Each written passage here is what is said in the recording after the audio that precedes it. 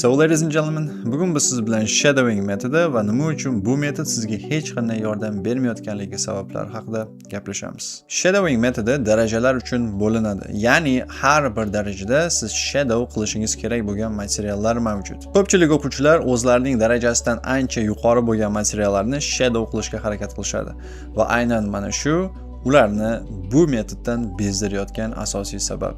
Va bu ularning eng katta muammosi. Demak, darajalar uchun shadowing materiallarini ko'rib chiqishdan oldin shadowing o'zi asli qanday qilinishini o'rganib olsak. Qarang, agar eshitgan narsangizni birdaniga qaytaraman desangiz, bu ish qo'lingizdan kelmaydi va qaytarish paytida juda ham ko'p pauzalar kuzatiladi. Native'lardan orqada qolib ketasiz va hokazo. Shuning uchun ham birinchi qaytarmoqchi bo'lgan narsangizni matnini yaxshilab talaffuzini joyiga qo'yib yodlashingiz kerak. Ana undan keyin native'larni eshitasiz va ular orqasidan takrorlaysiz. Qayerda pauza qilyapti, urug' qaysi so'zga tushyapti, qaysi aksentda gapiryapti. Xullas, native qanday gapirsa, siz ham xuddi shunday orqasidan qaytarishingiz kerak bo'ladi. Shadowing qilishdan maqsad sizda nafaqat gapirishni o'rganishingizga yordam berish, balki talaffuzingizni yaxshilash, og'iz mushaklaringizni chiniqtirish, gaplarning nutqdagi oqimini, ya'ni ohangini o'rganish va albatta gaplarni xayolda tarjima qilmasdan doim ingliz tilida fikrlab, gapirish kabi havoday zarur bo'lgan ko'nikmalarni ham rivojlantirish hisoblanadi. Agar shadowingni oldindan tayyorlanmasdan qilaman desangiz, sizni hozirdan ogohlantirib qo'ying. Hafsalangiz pir bo'ladi va shadowingdan butunlay ko'nglingiz qolib ketishi ham mumkin. Chunki alg'ov-dalg'ov bo'lib chalkashib ketasiz. Shunday ekan, oldindan tayyorlanib olish bu juda ham muhim. Demak, nima qilamiz?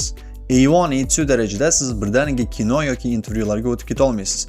Chunki og'iz mushaklaringiz hali talaffuzlarga va ingliz tilida gapirish tezligiga moslashmagan. Qolaversa gap qancha qiyin bo'lsa, shuncha sizni xohishingiz so'lib boraveradi.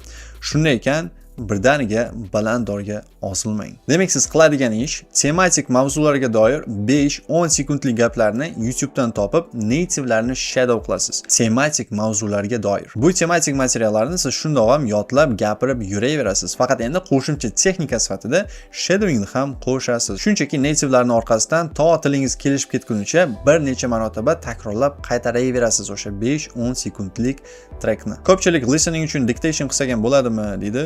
Mana sizga tayyor dictation.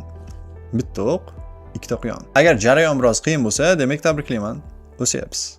Progress bor. Xuddi shu jarayonni B1, B2 va C1 darajalarida ham qaytarasiz va albatta B2 darajadan boshlab eshitgan narsangizni endi paraphrase qilishni ham boshlashingiz kerak bo'ladi. Misol uchun, men aytsam, they were concerned about the decline of one species desam. Qanday qilib bu misolni biz paraphrase qilishimiz mumkin? Buni aytishimiz mumkin. They were worried about the decrease in the population of a particular species. Species doesn't matter, right? Shunday qilib siz paraphrase qilaverasiz. B2, C1 darajalarida. Nimaga aynan B2 darajadan boshlab? Chunki B2 darajadan boshlab sizning ingliz tilida fikrlashingiz ancha keng va gapirishingiz ancha ravon bo'ladi. Bu esa sizga gaplarni bemalol tarjima qila olishingizga yo'l ochib beradi. B1 darajadan boshlab siz kino yoki intervyular olamiga shadowing qilish uchun kirishingiz mumkin. Chunki bu darajaga kelib aytgandek sizning tilingiz ancha ravon bo'ladi va fikrlashingiz ham ancha yaxshilangan bo'ladi. O'rta va yuqori darajadagi so'zlarning talaffuzi sizga deyarli qiyinchilik tug'dirmaydi. Aynan shu narsa sizni shadowingdan maza qilib zavqlanib ingliz tilini o'rganishingizga yordam beradi. Mana shularni hammasini aytilgandek qilsangiz, siz inshaalloh ingliz tilidagi gapirish ko'nikmangizni haqiqatda juda ham kuchaytirib yuborasiz va eng qiziq yo'l bilan kuchaytirasiz. So, with that being said, umid qilaman bugungi rolik siz uchun foydali bo'ldi. Bir-birimizdan uzoqda bo'lsak-da qalban birgamiz. Missiyamiz ham bor. Keyingi rolikda ko'rishguncha. Ciao.